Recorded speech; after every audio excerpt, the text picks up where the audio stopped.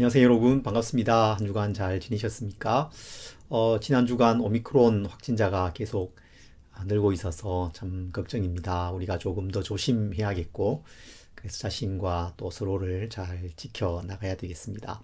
오늘 2월 마지막 주일 함께 말씀을 나누게 되어서 기쁩니다.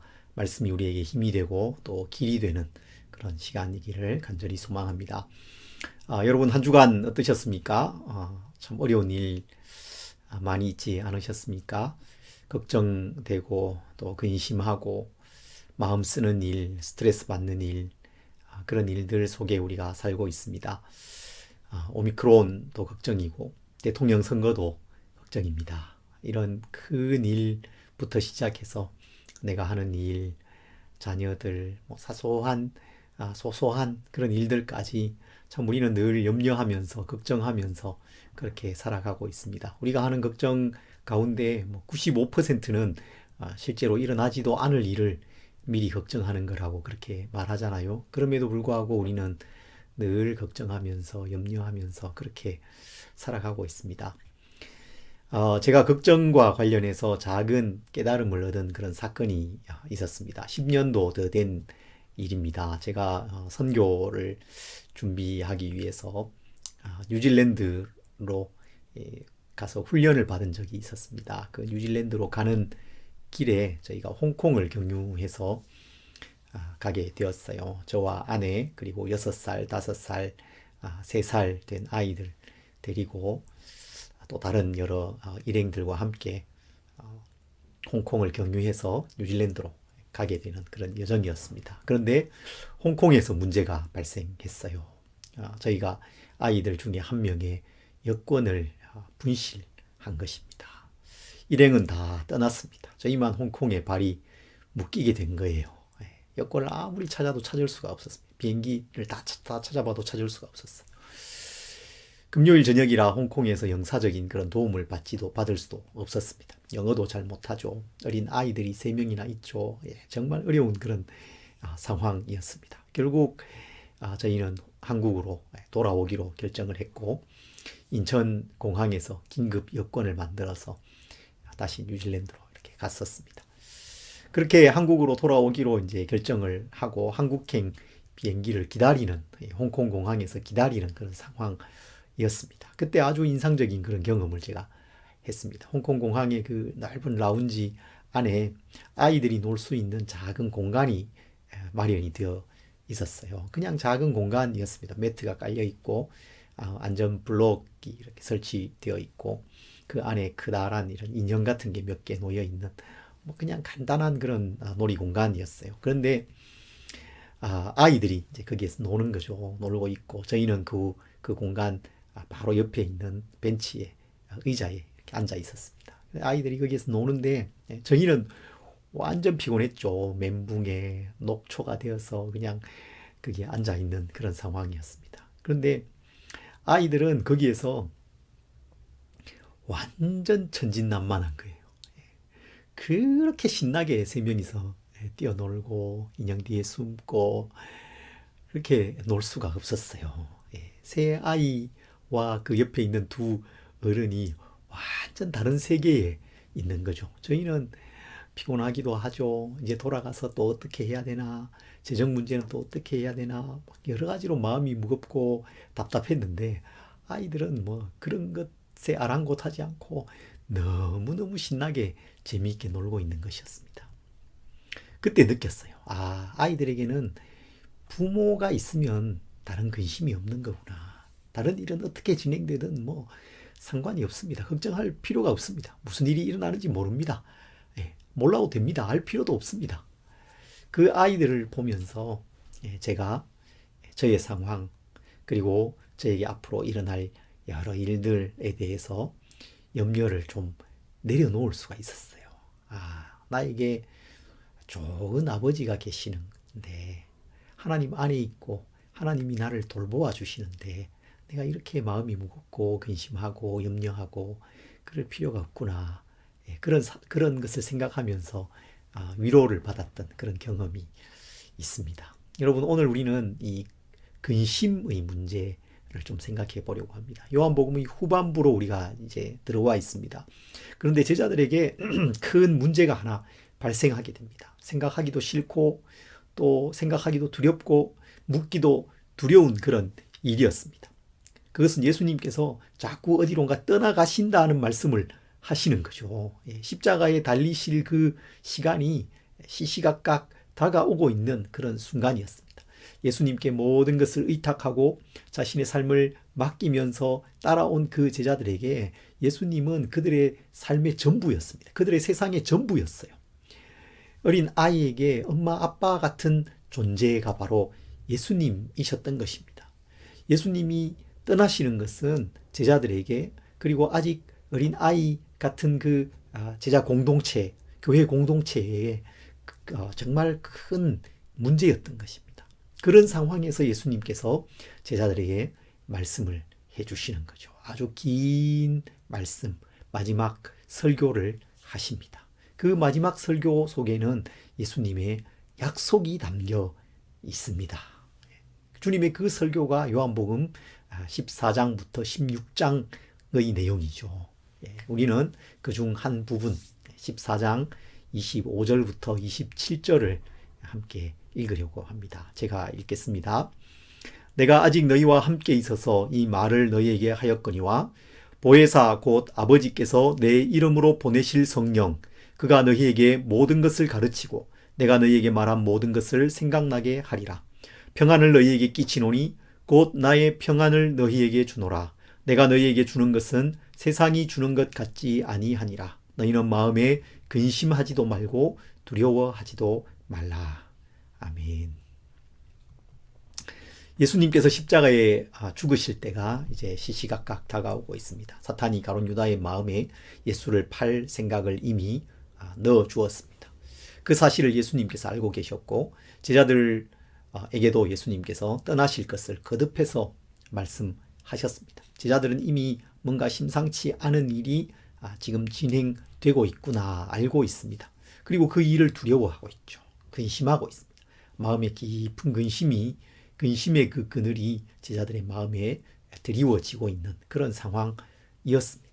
그래서 예수님께서 마지막 설교인 이 14장과 16장에 거듭해서 제자들에게 너희는 근심하지 마라. 두려워하지 마라. 그 말씀을 하시는 거죠. 14장 1절에 보면 너희는 마음에 근심하지 말라. 하나님을 믿으니 또 나를 믿으라. 그렇게 말씀하십니다. 오늘 우리가 읽은 14장 27절 뒷부분에도 너희는 마음에 근심하지도 말고 두려워하지도 말라 말씀하시죠. 16장 20절에도 보면 너희는 근심하겠으나 너희 근심이 도리어 기쁨이 되리라. 그렇게 말씀하십니다. 근심하지 말라. 두려워하지 말라. 근심하는 걸 아시는 거죠.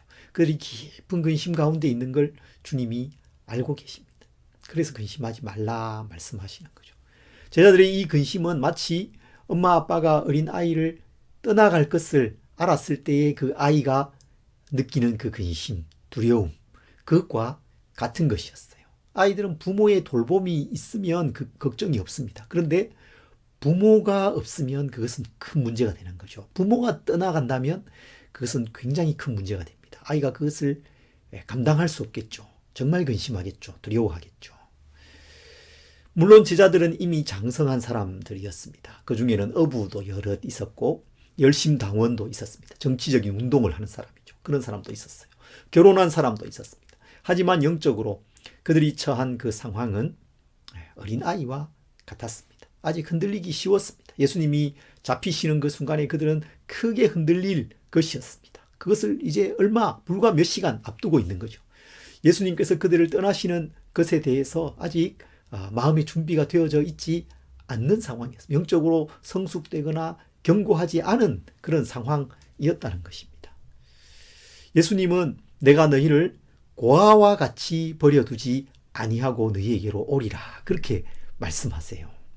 그것은 그들이 마치 버림받은 고아와 같은 상태에 있게 될 것이라는 말씀이죠. 예수님이 떠나가시는 것은 마치 부모를 잃은 아이의 심정이 되는 것과 같은 것입니다. 제자들 스스로도 그것을 그렇게 느끼고 있습니다. 그래서 근심하고 두려워하는 것입니다. 여러분, 우리는 모두 장성한 사람들입니다. 또 우리는 모두 부모이기도 하죠. 자녀들을 양육하고 이미 그 자녀가 성인이 되어 가기도 하고 그런 사람들입니다. 하지만 영적인 관점에서는 그렇지 않습니다. 좀 다릅니다.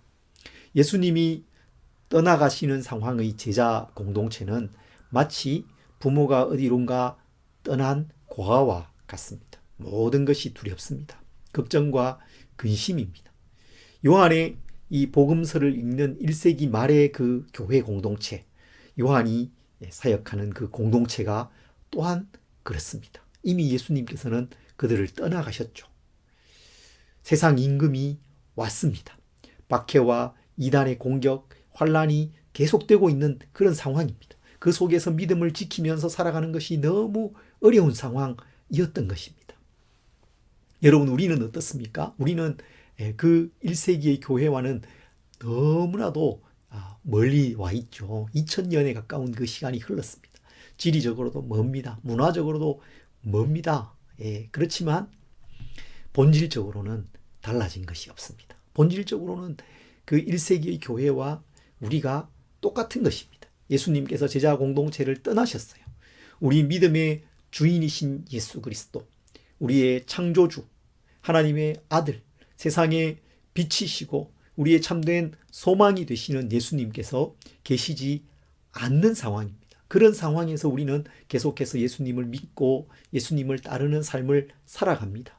이 세상에는 공중의 권세 잡은 자, 그 사탄의 계계와 공격이 계속되고 있어요.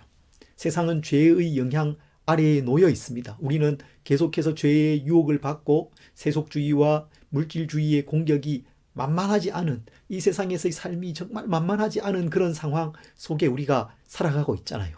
팬데믹의 이 상황, 이것이 우리에게 정말 만만하지 않죠. 그 안에 살아가는 우리는 마치 부모가 멀리 떠나고 뒤에 남은, 홀로 남은 고아와 같은 그런 상황인 것입니다.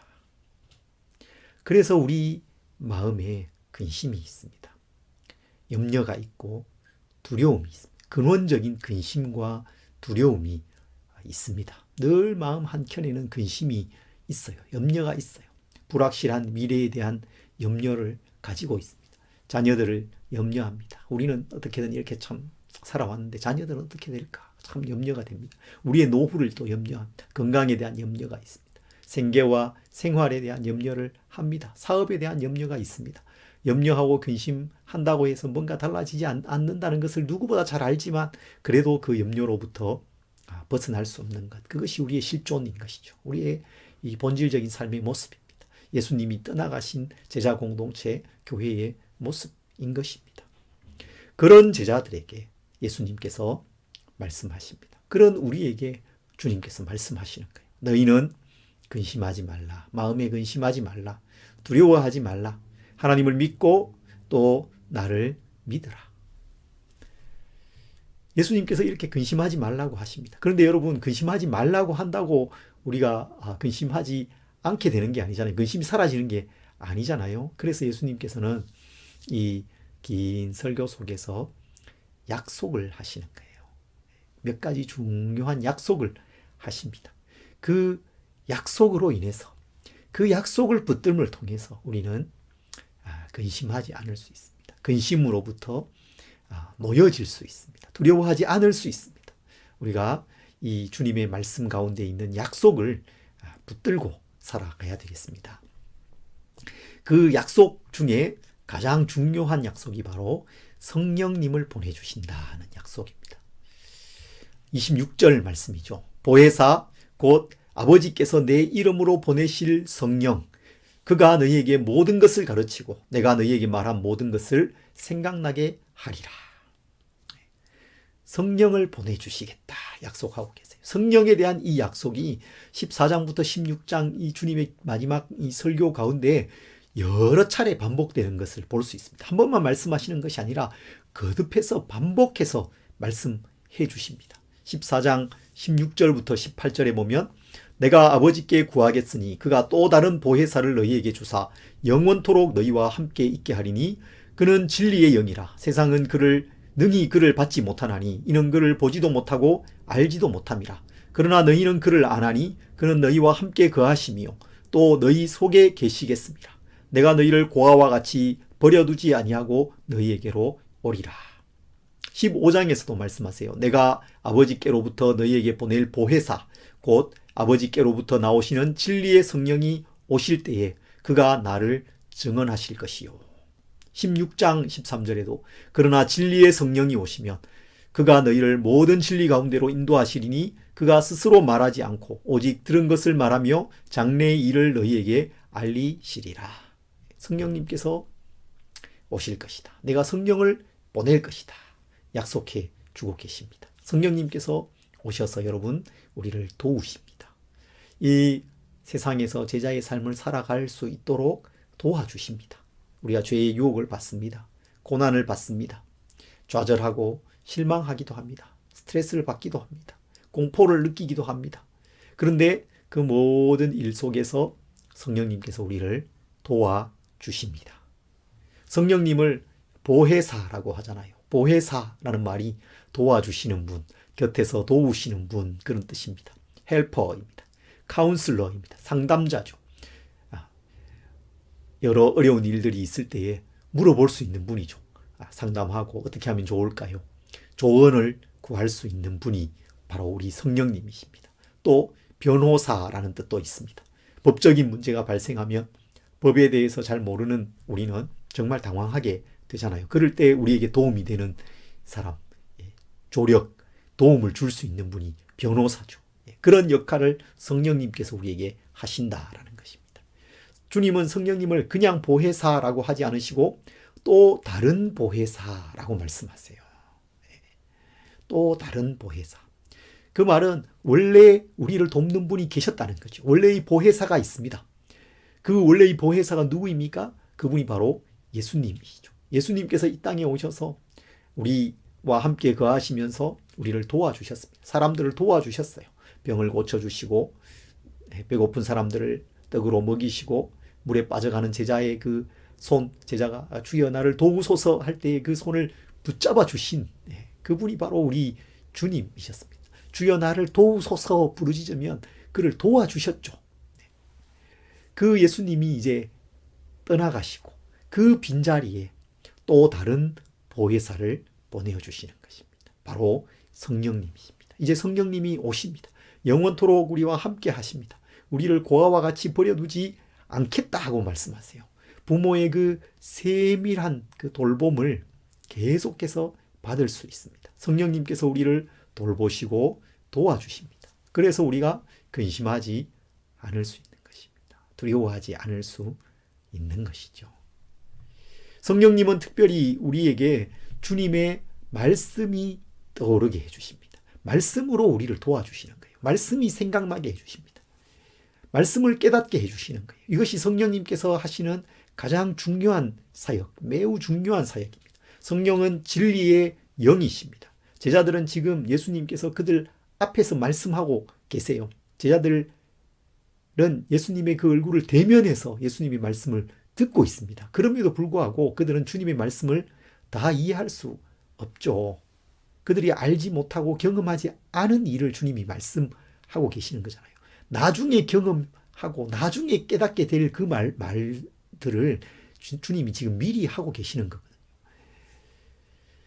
그런데 성령님은 제자들이 그 일을 나중에 경험하게 될 때, 그때 주님의 말씀이 떠오르게 해주시는 거예요.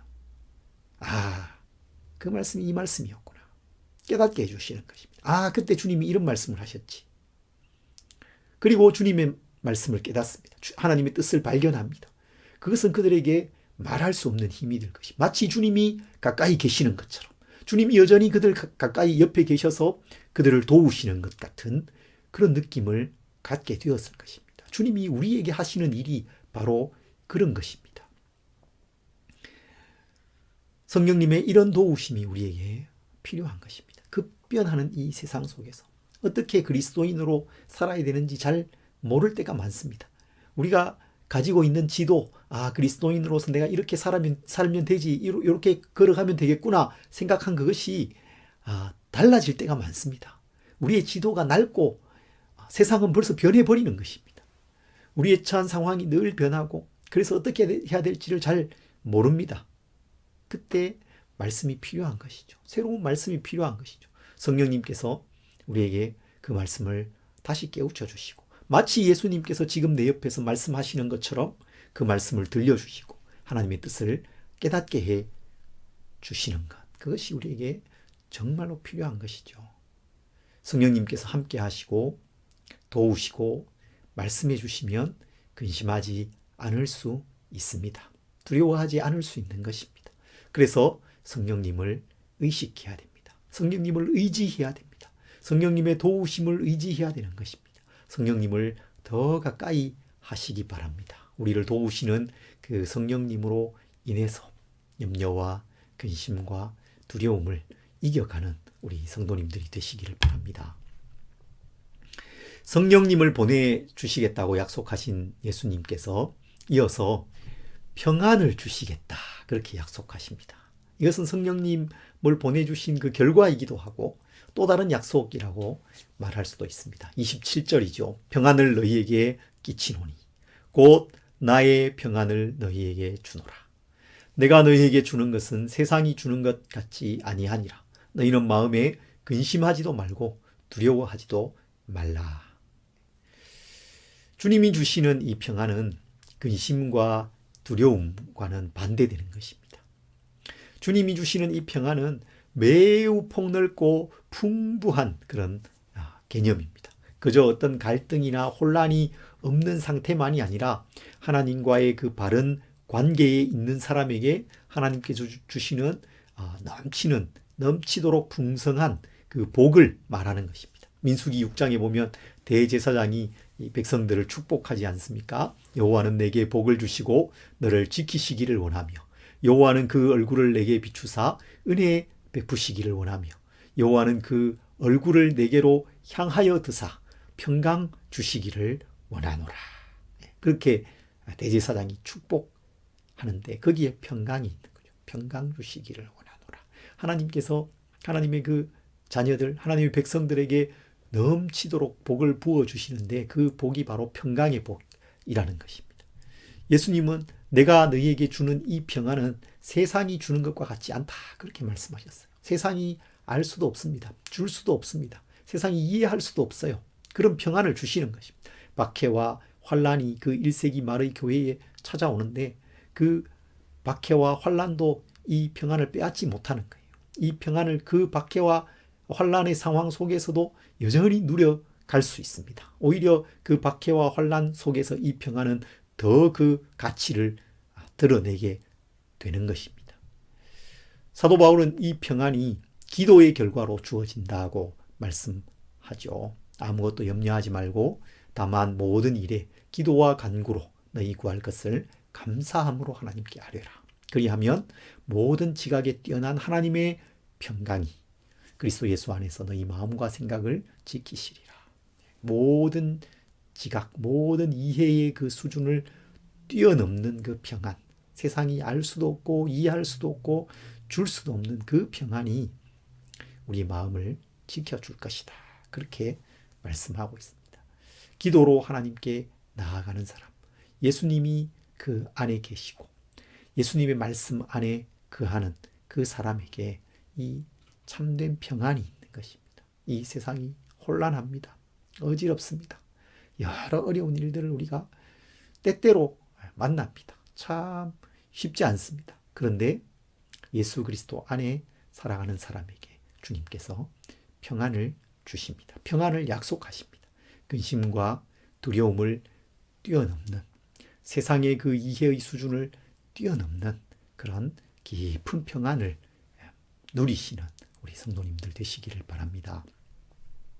요한복음 14장부터 16장은 주님의 긴 설교입니다. 곧 제자 공동체를 떠나실 예수님께서 주신 말씀이에요. 그래서 이 땅에 존재하는 그 교회 공동체, 제자 공동체가 정말 사랑하고 붙들어야 할 그런 말씀입니다. 2022년 이 코로나 팬데믹 시대를 살아가는 우리에게도 너무나도 중요한 주님의 말씀 또 주님의 약속이 아닐 수 없습니다. 이 세 장을 우리가 전체적으로 살펴보지 못했지만 천천히 읽으면서 묵상하는 시간을 가져보시기 바랍니다. 주님이 주시는 위로와 깊은 평안을 누리실 수 있을 것입니다. 정말 유익된 그런 시간이 되실 것입니다. 말씀을 마치면서 주님께서 주신 약속을 하나 더 말씀드리려고 합니다. 그것은 바로 재림의 약속입니다. 주님께서 다시 오실 것을 이 말씀을 통해서 약속해 주셨어요. 14장 이 예수님의 설교 첫 부분부터 그 말씀을 하십니다. 너희는 마음에 근심하지 말라. 하나님을 믿으니 또 나를 믿으라. 내 아버지 집에 거할 곳이 많도다. 그렇지 않으면 너희에게 일렀으리라. 내가 너희를 위하여 거처를 예비하러 가노니 가서 너희를 위하여 거처를 예비하면 내가 다시 와서 너희를 내게로 영접하여 나 있는 곳에 너희도 있게 하리라. 내가 거처를 예비하러 간다. 거처를 예비하면 다시 올 것이다. 다시 와서 너희를 나 있는 곳으로 데리고 갈 것이다. 말씀하고 계십니다. 그러니 하나님을 믿고 또 나를 믿으라. 근심하지 말고 두려워하지 말라. 그것이 주님의 말씀, 주님의 약속이었습니다. 여러분, 우리 그리스도인들, 하나님의 사람들은 약속의 사람들입니다. 우리 모두가 약속의 사람들이에요. 오래된 약속. 그러나 결코 변하지 않을 그 약속 한 조각 붙들고 살아가는 사람들이죠. 하나님은 변하지 않으시고 그 약속을 반드시 지키십니다. 성령을 주십니다. 평안을 주십니다. 성령 안에서 그 평안을 누리시기 바랍니다. 근심하지 말고 두려워하지 말고 하나님을 믿고 주님을 믿으십시오. 그리고 주님께서 다시 오실 것을 믿고 기다리는 그리스도인의 삶, 제자의 삶을 살아가시기를 간절히 소망합니다.